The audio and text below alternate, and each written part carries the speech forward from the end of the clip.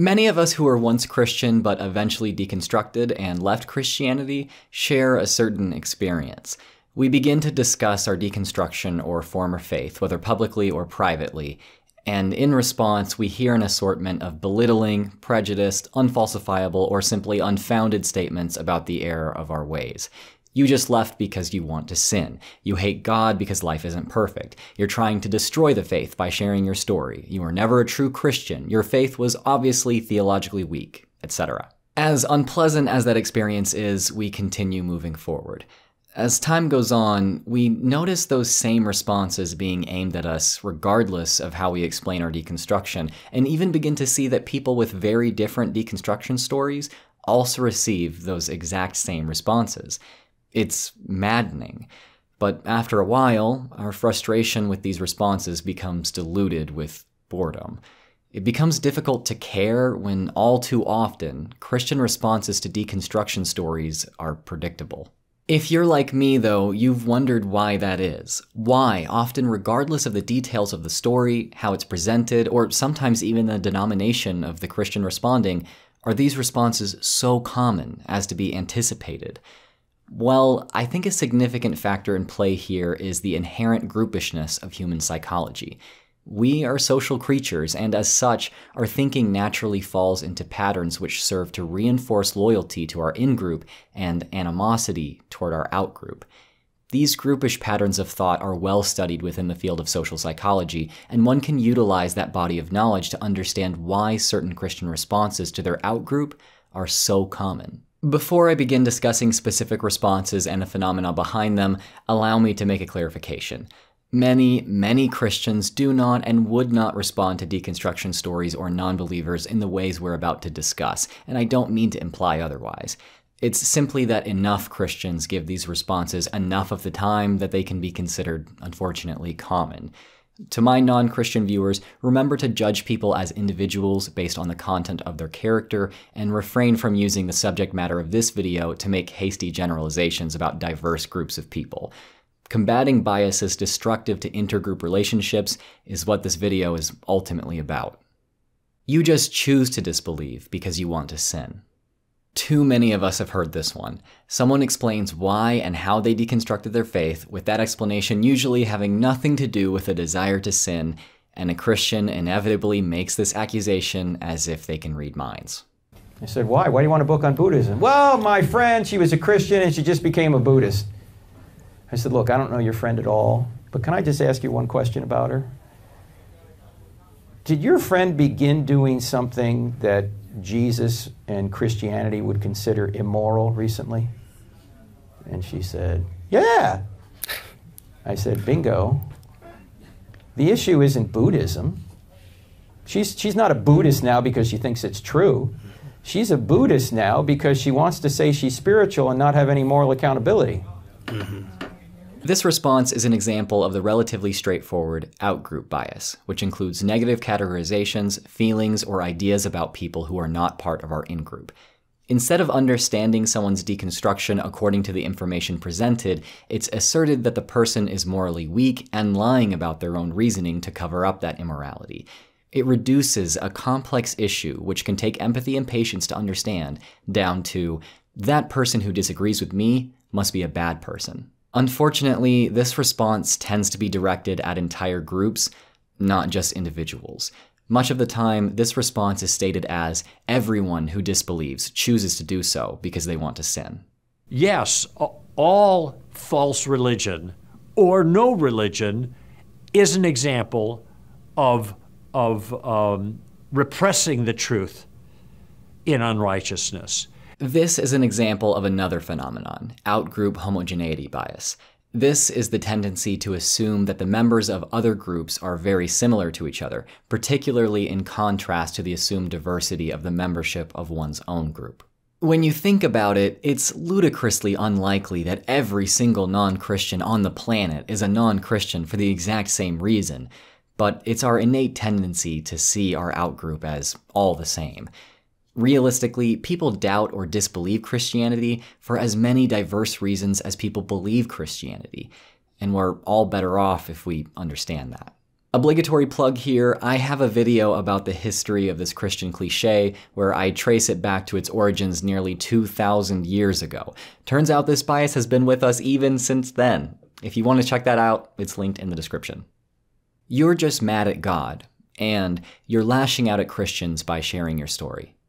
Little is more frustrating than discussing one's complex, often intellectual journey out of the faith, only to be accused of simply hating or being angry at God like a child who didn't get their way. Likewise, getting up the courage to share your story with others and then being told you're only doing so out of malice toward Christians is exasperating. If God doesn't exist, the truth is, Kevin, they know he exists. Oh, of course. They hate him. That's what it's all about. That's exactly what it is, and that's pretty much what my character is and in the movie God's Not Dead. I mean, I know these guys must believe in something, otherwise they wouldn't get so angry about it. I put these responses together because they're both examples of the same thing, hostile attribution bias. This is a general tendency to ascribe harmful or otherwise adverse intent to the ambiguous behavior of others. Rarely does someone do something as difficult and painful as leave their faith entirely out of spite. It can be difficult to understand why someone would leave your group and then openly discuss why they did so it can be easier to explain and emotionally process such an occurrence by thinking, they must talk about it so much because they're angry, hateful, and want to hurt people. Ask anyone why they made a major life change or why they talk about issues important to them, though, and basically no one will say that they're just motivated by anger, hatred, and an urge to harm others. As confusing as the actions of the Outgroup can be to you, if you catch yourself thinking that malice is their primary motivator, that's probably not reason talking. It's bias. You were never a true Christian, and you had a theologically weak faith. Of course, no Christian as real, dedicated, and theologically informed as myself could ever deconstruct their faith. So if you have, you were never a true Christian at all, and you certainly never understood Christianity. Back to the Hawk Nelson singer denying that God exists anymore in his mind. He struggled with, quote, why does God say not to kill, but then instruct Israel to turn around and kill men and women and children to take the promised land? Could that be any simpler? And yet, he's using this as his excuse to deny the existence of God? That's staggering to me. Again, I prefer he say, I don't like it. I don't like that God says this and then does that. I don't like it, or I don't grasp it. But that's not the way that this is being presented. He didn't know the answer. And I suspect he was never offered one. This is an excellent example of defensive attribution, a bias or error in attributing cause for some event such that a perceived threat to oneself is minimized. For example, people might blame a car accident on the other driver's mistake because this attribution lessens their perception that they themselves are responsible for the accident. If someone as dedicated to or knowledgeable about the faith as yourself deconstructs their faith, that demonstrates not only that real, educated Christians can stop believing, but also establishes the possibility that the same could happen to you. From a Christian perspective, this is understandably terrifying. The idea that you could find reason to deconstruct implies either that Christianity can be honestly reasoned out of, or that you could be persuaded out of Christianity even though it's true.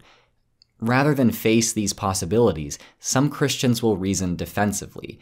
No true, informed Christian like me ever leaves the faith.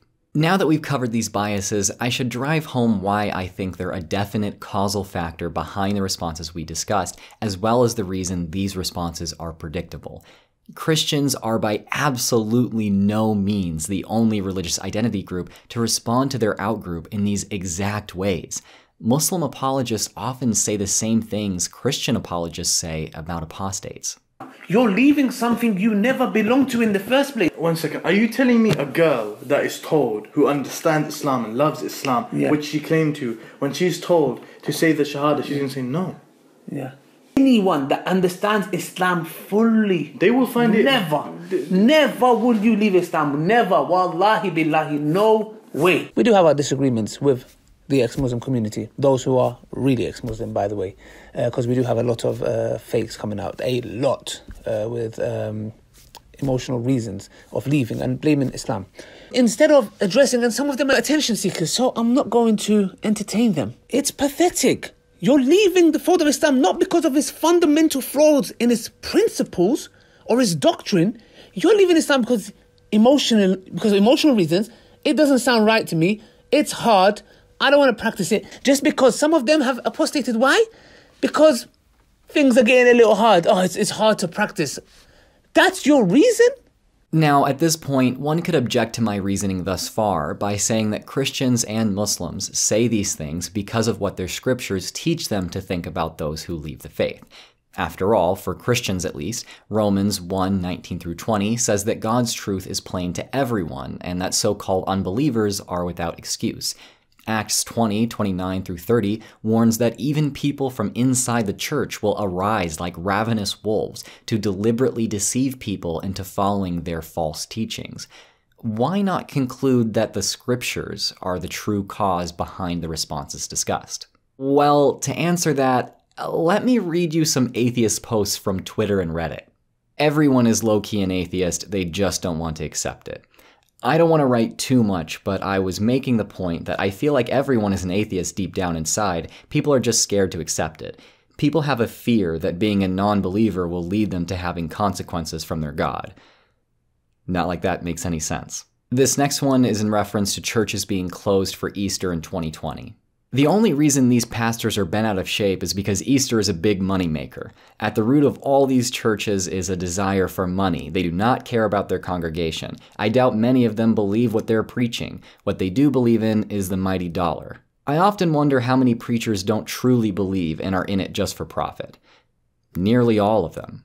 When someone says they used to be an atheist, what are the most common reasons for this according to your observations? They were never an atheist in the first place. Yes, nobody goes from not believing due to no evidence to a believer with no evidence. I would believe that maybe they had doubts, but they were never atheist. The lesson here is that to deliver the responses we've discussed, people don't need to be informed by scripture or even doctrine of any kind.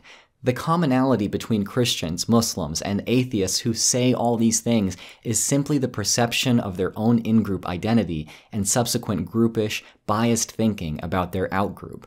These biases existed before scriptures of any kind were ever written, and it's likely they informed the content of scriptures which codify them into doctrine. Believers who respond in the ways discussed may very well be influenced by scripture, but those scriptures are a result of the biases discussed in the first place. Unless you're willing to conclude that God's inspired words just coincidentally reinforce universal human biases, but aren't actually biased themselves. So, the reason these responses are so predictable? They are a result of cognition which every person, regardless of their specific in-group, experiences. So they're common enough for many people to come to expect. Now that you have an explicit understanding of the psychology behind this, though, I've got a request. For your own sake, as well as the sake of others, try your best to anticipate these biases within yourself. Engage your outgroup with empathy, and try not to be so predictable. Thanks for watching. I've been Drew of Genetically Modified Skeptic. A special thanks to my patrons for their constant love and support. If you want to hear more from me, subscribe and follow me on social media at the handles below. As always, if you're an apostate in need, there are resources linked in the description to help you find community and mental health support. Remember to be kind to others in the comments, avoid bias, and until next time, stay skeptical.